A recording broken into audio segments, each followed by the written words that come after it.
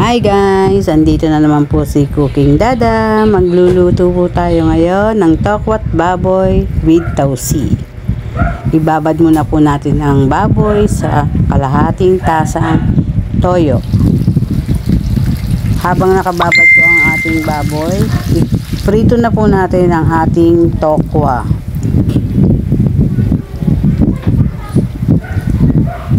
Prito lang po natin lahat. I-high fire na po natin.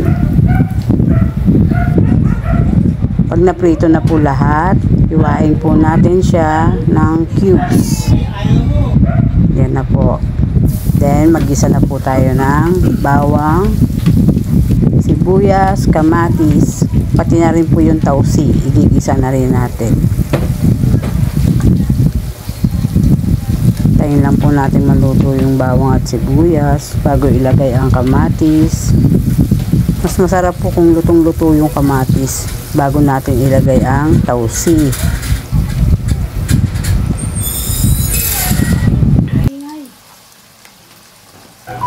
Lagay na po natin dyan yung baboy para magisa natin siya.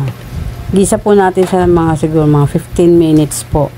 Hayaan natin lumabas yung katas ng karne. Halo-haloin lang po natin dyan.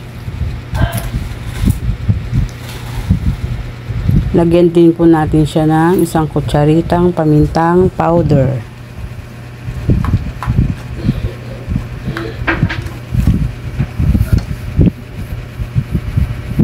Cover lang po natin. After 15 minutes po, haluin natin.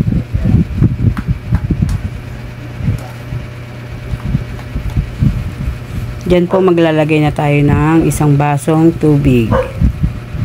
Tapos hayaan lang po natin kumulo ang ating baboy. Yan, medyo malambot na po yung karne natin dyan. Lagyan na po natin siya ng pork cubes. Tapos isasama na din po natin dyan yung tokwa.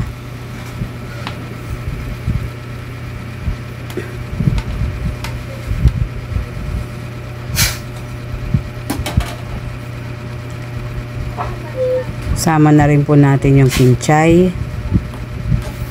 para habang kumukulo siya, yung kanyang pong lasa ay sumama na sa ating sauce.